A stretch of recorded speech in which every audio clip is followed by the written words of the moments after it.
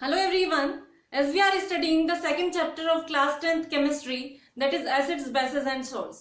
और इस चैप्टर में अब तक हम एसिड्स के बारे में डिस्कस कर चुके हैं कि एसिड्स क्या होते हैं एंड उनकी प्रॉपर्टीज एंड क्लासिफिकेशन कैसे किया जाता है। अब हम पढ़ेंगे second type of compounds, those are bases.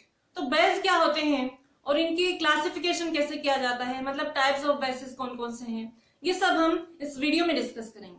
तो चलिए स्टार्ट करते हैं बेसेस के साथ। तो जैसा कि हम ये जानते हैं कि substances like toothpaste,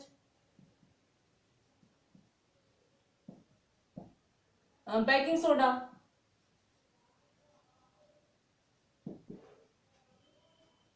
lime and caustic soda, ये सभी क्या होते हैं, ये बेस होते हैं because they have bitter taste, मतलब ये टेस्ट में कड़वे होते हैं and they are slippery to touch, मतलब चिकने होते हैं। तो हम ये कह सकते हैं कि bases are those substances which have slippery touch and they are bitter in taste. तो ये सभी बेसेस हैं। लेकिन हम सभी सब्सटेंसेस को टेस्ट करके या टच करके ये नहीं पता लगा सकते हैं कि वो बेसेस है या नहीं, क्योंकि कुछ सब्सटेंसेस कोरोसिव होते हैं नेचर में। जैसे कि इसका नाम से ही आपको पता चल रहा होगा, कास्टिक सोडा, ये कास्टिक होता है, मतलब हमारी स्किन को बर्न कर सकता है। और ऐसे ही और भी सब्सटेंसेस होते हैं जो स्किन के अगेंस्ट वेरी स्ट्रॉन्ग एक्शन रखते हैं, मतलब हमारी स्किन को बर्न कर सकते हैं। तो इसीलिए उनको टच करना या टेस्ट करना हार्मफुल होता है। तो फिर ये कैसे पता लगाया जाएगा कि वो बेस है या नहीं? तो इसको पता करने के लिए मॉडर्न साइंस में एक डेफिनेशन दी गई है बेसेस के लिए। और वो डेफिनेशन क्या है?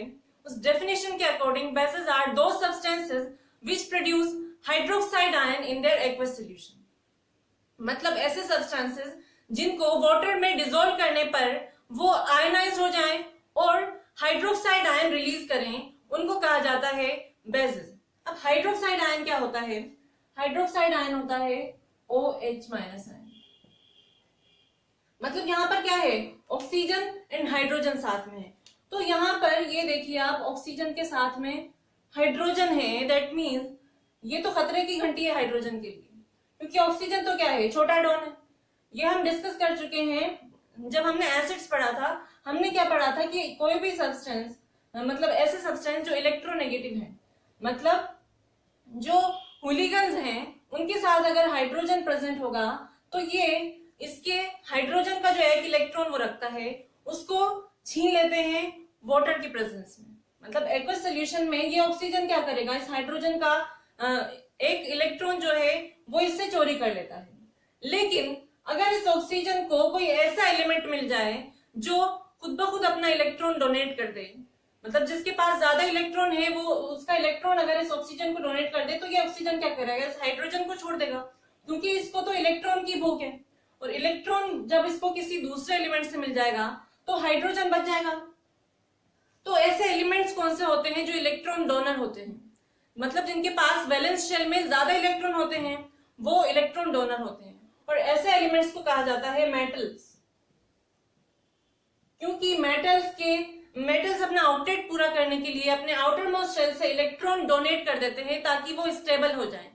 और हम ऐसा कह सकते हैं कि इनके पास एक्स्ट्रा इलेक्ट्रॉन होते हैं डोनेट करने के लिए, इसीलिए ये पॉजिटिव आयन में कन्वर्ट हो जाते हैं इलेक्ट्रॉन डोनेट करके।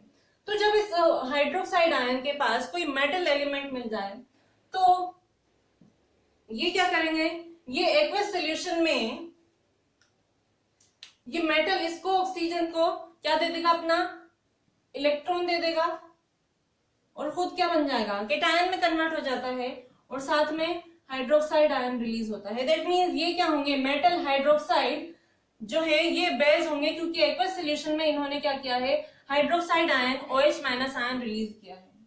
तो अब हम बेसिस के बारे में लिख लेते हैं कि बेसिस क्या होते हैं।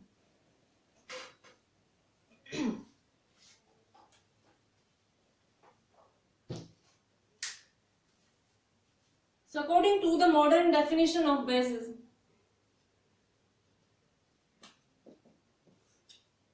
क्या होते हैं base? Bases are those substances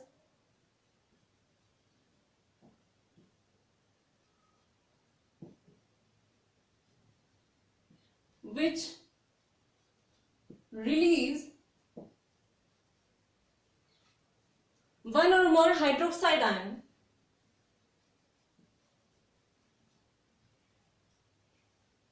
इसको हाइड्रोक्सिल आयन भी बोलते हैं, हाइड्रोक्साइड या hydroxyl ion in their aqueous solution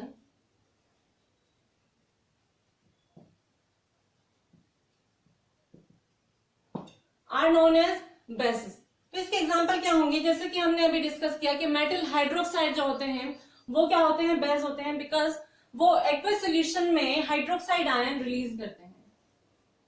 तो इसका एग्जांपल हो गया मेटल हाइड्रोक्साइड। कौन कौन से होंगे, सोडियम एक मेटल है, तो इसका अगर हाइड्रोक्साइड बनाएंगे तो क्या होगा, NaOH, क्योंकि ये वाटर में डिसोसिएट होके क्या देता है, एक तो Na+ आयन देगा और साथ में हाइड्रोक्साइड आयन देगा एक्वस सॉल्यूशन में। दैट मींस ये क्या है, ये बेस होगा। ऐसे ही अगर हम पोटेशियम हाइड्रोक्साइड की बात करें तो पोटेशियम भी मेटल है, और जब इसका एक्वस सॉल्यूशन मतलब इसको जब वाटर में डिसॉल्व करेंगे तो ये हाइड्रोक्साइड आयन और पोटेशियम आयन में टूट जाता है एक्वस सॉल्यूशन में, इसीलिए ये भी क्या है, ये भी एक बेस होता है। ऐसे ही मैग्नीशियम हाइड्रोक्साइड, मैग्नीशियम भी मेटल है,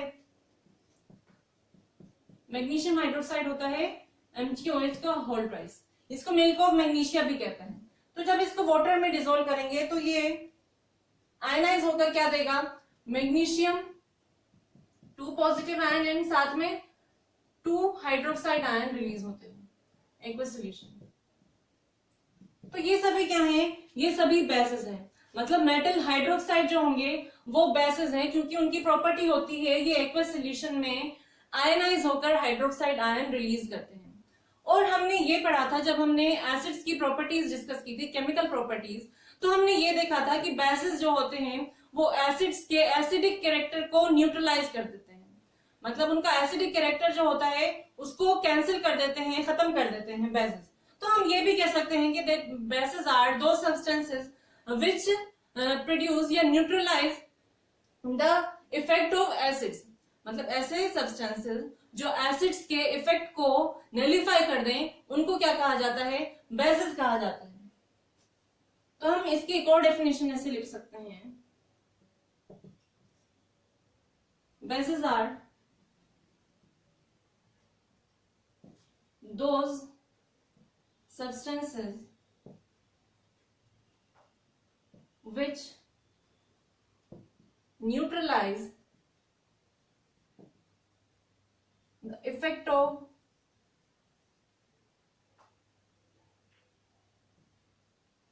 acids। इसका एग्जांपल हम देखते हैं। हमने जब ये पढ़ा था कि सोडियम हाइड्रोक्साइड जो कि एक बेस है, सोडियम हाइड्रोक्साइड मेटल हाइड्रोक्साइड है, ये जब HCl हाइड्रोक्लोरिक एसिड के साथ रिएक्ट करता है तो ये क्या बनाता है, एक्वस सॉल्यूशन में सॉल्ट का फॉर्मेशन होता है और साथ में वाटर रिलीज होता है। दैट मींस यहाँ पर क्या हुआ, यहाँ पर इस एसिड का एसिडिक कैरेक्टर जो होता है वो खत्म हो जाता है इस बेस की प्रेजेंस में। तो इसलिए हम कह सकते हैं कि बेसिस ऐसे सब्सटेंस होते हैं जो एसिड के एसिडिक कैरेक्टर को कैंसिल कर देते हैं एक्वस सॉल्यूशन में। तो ऐसे और भी सब्सटेंसेस होते हैं, जैसे कि मेटल हाइड्रोक्साइड की तो हमने बात कर ली, ऐसे ही मेटल ऑक्साइड के साथ जब एसिड्स की रिएक्शन होती है तब भी वो सॉल्ट एंड वाटर प्रोड्यूस करते हैं। दैट मींस वो भी क्या है, वो भी न्यूट्रलाइजेशन ही होता है। तो ऐसे हम ये भी कह सकते हैं कि जो मेटल ऑक्साइड्स होते हैं वो भी क्या होते हैं, बेस होते हैं। इसका एग्जांपल आप देखिए, हमने कॉपर सेकंड ऑक्साइड की रिएक्शन जब देखी थी हाइड्रोक्लोरिक एसिड से, तब क्या हुआ था, तब कॉपर सेकंड क्लोराइड बनता है और साथ में वाटर रिलीज होता है। दैट मींस यहाँ पर भी इस एसिड की जो एसिड का इफेक्ट है वो न्यूट्रलाइज हो गया है इस बेस की प्रेजेंस में, इस क्यूप्रिक ऑक्साइड की प्रेजेंस में। तो ये क्या है, ये बेस है, मतलब मेटल ऑक्साइड भी बेस होते हैं। तो हम कह सकते हैं that metal hydroxide and metal oxide are bases because ये एसिड के एसिडिक इफेक्ट को खत्म कर देते हैं। नाउ बेसिस को क्लासिफाई कैसे किया जाता है, मतलब कितने टाइप्स के बेसिस होते हैं वो हम देखेंगे। क्लासिफिकेशन ऑफ बेसिस किस तरह से किया जाता है।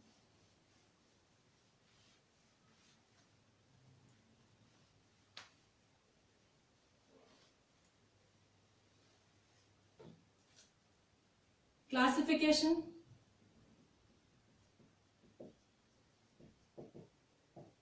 Of base.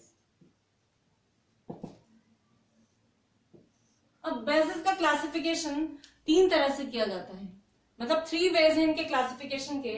उनमें से फर्स्ट वे होता है on the basis of their strength.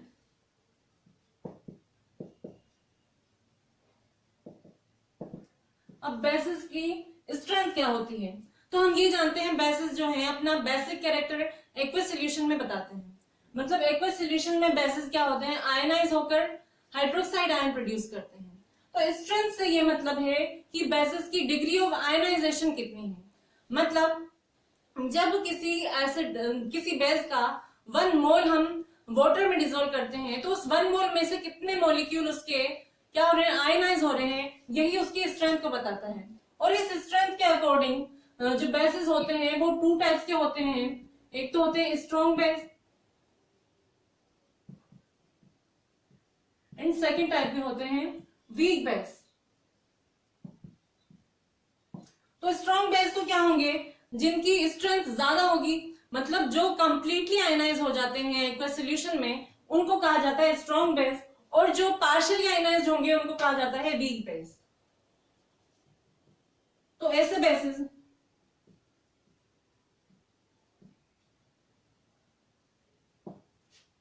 which completely ionized in their aqueous solution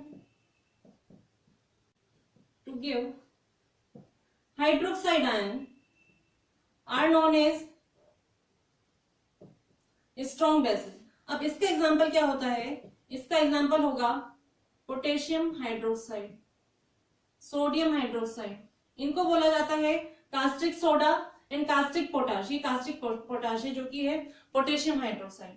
तो ये क्या करते हैं, ये जब इनको वाटर में डिसॉल्व करें तो ये वाटर में कंप्लीटली डिसॉल्व हो जाता है। मतलब उनका जो सोल्यूशन होगा इन बेसिस का वाटर के साथ, उसमें एक भी इसका मॉलिक्यूल नहीं मिलेगा, ये सभी टूट जाएंगे आयंस की फॉर्म में।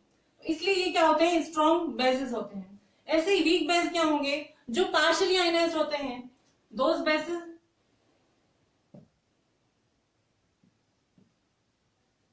which partially ionized in their aqueous solution to give hydroxide ion are known as weak bases। अब इसका एग्जांपल होता है calcium hydroxide, magnesium hydroxide, slaked milk of magnesia इनको बोलते हैं, इनके कॉमन नेम है। तो ये क्या है, ये वीक बेसिस हैं, क्योंकि जब इनको वाटर में डिसॉल्व किया जाता है तो ये कंप्लीटली आयनाइज नहीं होते हैं। मतलब उस वाटर और बेस के सॉल्यूशन में कुछ मॉलिक्यूल्स इस बेस के भी होते हैं, कैल्शियम हाइड्रोक्साइड या मैग्नीशियम हाइड्रोक्साइड के, इसलिए ये क्या होते हैं, ये वीक बेस होते हैं। अब now the second way of classification of base is based on there concentration. मतलब कॉन्सेंट्रेशन के बेसिस पर बेसिस को कैसे क्लासिफाई किया जाता है वो हम देखेंगे। तो सबसे पहले बेसिस की कॉन्सेंट्रेशन क्या होती है, इसका मीनिंग हम समझते हैं। सेकेंड टाइप होती है कॉन्सेंट्रेशन।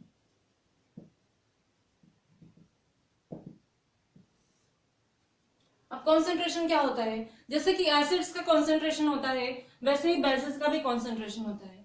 मतलब बेसिस क्या होते हैं कि एक्वस सॉल्यूशन में इनका बेसिक कैरेक्टर बताते हैं। मतलब एक्वस सॉल्यूशन में हाइड्रोक्साइड आयन रिलीज करते हैं।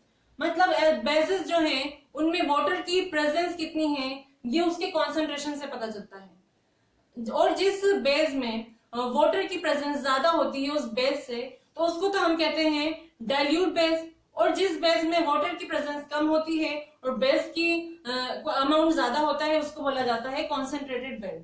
तो मतलब कॉन्सेंट्रेशन के अकॉर्डिंग अगर हम क्लासिफिकेशन करें बेस की, तो ये भी तब भी ये कितने टाइप के होते हैं, 2 टाइप्स के, कॉन्सेंट्रेटेड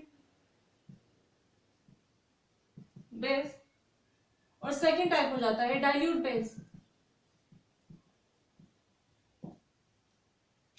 कॉन्सेंट्रेटेड बेस क्या होंगे? Those basis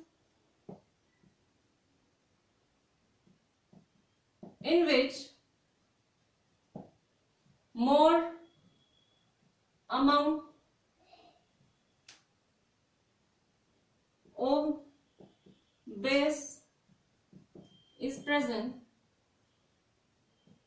and less amount of water.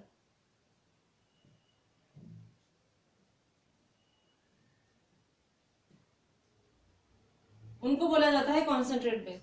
मतलब कॉन्सेंट्रेटेड बेसिस में minimum possible amount of water present होता है। तो अब डाइल्यूट बेस क्या हो गए? ये तो थे कॉन्सेंट्रेटेड बेस। डाइल्यूट बेस क्या होंगे? दोज बेसिस जिनमें वाटर का अमाउंट ज्यादा हो,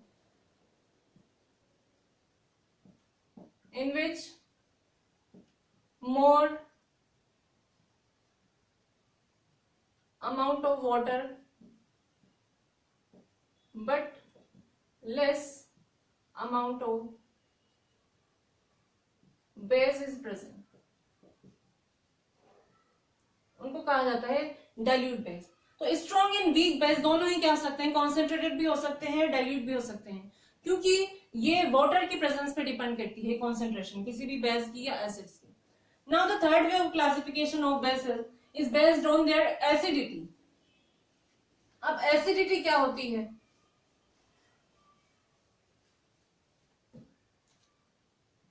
एसिडिटी थर्ड वे है। अब हम तो बात कर रहे हैं बेसिस की, यहां पर एसिडिटी कैसे आ गई? तो एसिडिटी प्रॉपर्टी होती है बेसिस की। जैसे कि हमने एसिड्स की प्रॉपर्टी देखी थी बेसिसिटी, वैसे ही एसिड बेसिस की प्रॉपर्टी होती है एसिडिटी। और ये एसिडिटी हमें ये बताती है कि कोई भी बेस उसके एक्वस सॉल्यूशन में कितने हाइड्रोक्साइड आयन रिलीज करेगा। मतलब एक मॉलिक्यूल अगर हम बेस ले रहे हैं तो उस मॉलिक्यूल में से कितने आयन निकलेंगे, हाइड्रोक्साइड आयन, उसको आयनाइज होकर, तो उसी को कहा जाता है उसकी एसिडिटी। या फिर हम ये कह सकते हैं कि कोई बेस कितने हाइड्रोजन आयन या कितने एसिड्स को न्यूट्रलाइज करेगा, वही क्या होती है? उसकी एसिडिटी। और इस एसिडिटी के बेसिस पर जो बेस होते हैं उनको क्लासिफाई किया जाता है 3 टाइप्स में। मतलब there are 3 types of bases. First तो क्या होंगे? Mono acidic,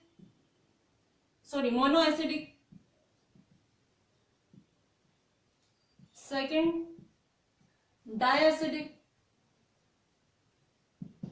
and third is ट्राइएसिडिक।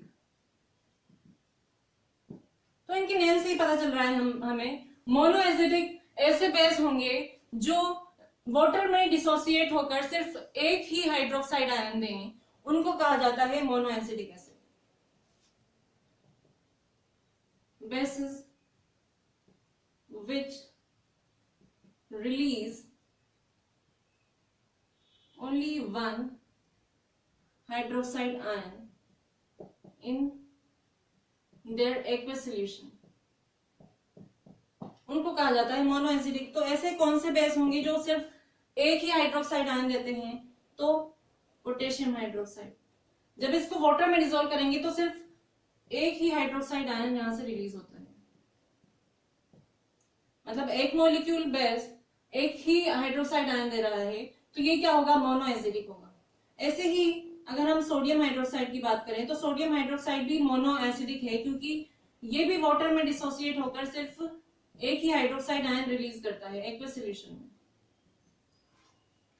Now the डाइएसिडिक base कौन से होते हैं? डाइएसिडिक बेस वो होंगे जिनका एक मॉलिक्यूल वाटर में डिसॉल्व होकर 2 हाइड्रोक्साइड आयन देता है। Those bases which produce 2 hydroxide ion in aqueous solution, उनको कहा जाता है डाइएसिडिक। तो ऐसे कौन से बेस हैं जो वाटर में डिसोसिएट होकर जिनका एक मॉलिक्यूल 2 हाइड्रोक्साइड आयन है? तो वो होते हैं मैग्नीशियम हाइड्रोक्साइड। मैग्नीशियम हाइड्रोक्साइड को जब डिसोसिएट किया जाता है तो ये टूटता है मैग्नीशियम पॉजिटिव 2 आयन में और साथ में 2 हाइड्रोक्साइड आयन रिलीज होते हैं एक्वस सॉल्यूशन में। ऐसे ही कैल्शियम हाइड्रोक्साइड की अगर हम बात करें तो कैल्शियम हाइड्रोक्साइड भी वाटर में डिसोसिएट होकर क्या बना लेता है, कैल्शियम 2 पॉजिटिव आयन और साथ में 2 हाइड्रोक्साइड आयन रिलीज होंगे। तो ये हो गए डाई एसिडिक। अब ट्राई एसिडिक क्या होते हैं? Triacidic bases are those bases जो वाटर में डिसोसिएट होकर क्या करते हैं, 3 हाइड्रोक्साइड आयन देते हैं। ट्राई मीन्स होता है 3। So those bases which release 3 hydroxide ions when dissolved in water in aqueous solution उनको कहा जाता है ट्राइएसिडिक बेस। तो इसका एग्जांपल क्या होगा? Aluminium hydroxide. जब एल्यूमिनियम हाइड्रोक्साइड को वाटर में डिसॉल्व किया जाता है तो ये टूटकर क्या बनाता है, एल्यूमिनियम आयन 3 पॉजिटिव और साथ में 3 हाइड्रोक्साइड आयन रिलीज होते हैं एक्वस सॉल्यूशन में। तो ये थी क्लासिफिकेशन ऑफ बेसिस। बेसिस को हमने 3 वेज में क्लासिफाई किया बेस्ड ऑन देयर स्ट्रेंथ। उसके अकॉर्डिंग, स्ट्रेंथ के according there are 2 types of bases, कौन कौन से, स्ट्रॉन्ग एंड वीक। उसके बाद हमने क्लासिफिकेशन की थी बेसिस की on the basis of their concentration. और कॉन्सेंट्रेशन के बेस पर बेसिस कितने होते हैं, 2 टाइप्स के होते हैं। एक तो होता है कॉन्सेंट्रेटेड बेस और दूसरा होता है डाइल्यूट बेस। और एसिडिटी के अकॉर्डिंग हम अगर इसकी क्लासिफिकेशन करें तो there are 3 types of base, monoacidic, diacidic and triacidic. तो ये तो थी क्लासिफिकेशन की बात। अब एक और टर्म आती है एल्कली, जो कि समटाइम्स इंटरचेंजेबली यूज होती है बेसिस की। तो बेसिस और एल्कली सेम टर्म है या उनमें कुछ डिफरेंस है, वो हम देखेंगे। तो एल्कली जो होते हैं वो एक्चुअली में बेस ही होते हैं, लेकिन ऐसे बेसिस जो वाटर में डिसॉल्व हो जाते हैं या जब हम उनको पानी में घोलते हैं तो वो कंप्लीटली डिसॉल्व हो जाएं, तो ऐसे बेसिस को कहा जाता है एल्कली। और ऐसे बेसिस जो वाटर में डिसॉल्व नहीं होते हैं उनको कहा जाता है बेस। उनके लिए हम एल्कली टर्म यूज नहीं कर सकते हैं। फॉर एग्जाम्पल अगर हम बात करें क्यूप्रिक हाइड्रोक्साइड की, तो क्यूप्रिक हाइड्रोक्साइड होता है CuOH का होल ट्वाइस। तो क्यूप्रिक हाइड्रोक्साइड को जब हम वाटर में डिसॉल्व करते हैं तो वो वाटर में डिसॉल्व नहीं होता है। दैट मीन्स ये क्या है, ये एल्कली नहीं है, ये सिर्फ बेस ही है। ऐसे ही फेरिक हाइड्रोक्साइड को जब वाटर में डिसॉल्व करें तो ये वाटर में डिसॉल्व नहीं होता है, इसीलिए इसके लिए हम एल्कली टर्म यूज नहीं कर सकते हैं। They are bases. ये आयनाइज तो होते हैं, मतलब हाइड्रोक्साइड आयन तो देंगे वाटर में, लेकिन डिसॉल्व नहीं होते हैं, अनडिसॉल्व ही रहते हैं, इसलिए इनके लिए हम एल्कली टर्म यूज नहीं कर सकते हैं। लेकिन ऐसे बेसिस जो वाटर में डिसॉल्व हो जाते हैं उनको क्या कहा जाता है, उनको एल्कली कहा जाता है। ये वाटर में डिसॉल्व हो जाता है, इसलिए ये क्या है, एल्कली। ऐसे ही सोडियम हाइड्रोक्साइड, ये भी होता है एल्कली। तो हम क्या कह सकते हैं, हम कह सकते हैं that all bases are not alkali, मतलब all alkalis are bases but all bases are not alkali. सभी एल्कली तो क्या होंगे, बेस ही होंगे, लेकिन सभी बेसिस को हम एल्कली नहीं कह सकते हैं क्योंकि सभी बेसिस वाटर में डिसॉल्व नहीं होते हैं। So this was all about basis, कि बेसिस क्या होते हैं और उनकी क्लासिफिकेशन कैसे होती है, ये हमने यहाँ पर डिस्कस किया है। अब बेसिस की प्रॉपर्टीज क्या क्या होती हैं, physical properties and chemical properties, ये हम नेक्स्ट वीडियो में डिस्कस करेंगे। सो आई होप आपको ये क्लियर हो गया होगा कि बेसिस क्या होते हैं। Now I will be meeting you in the next video. Till then keep learning and thank you.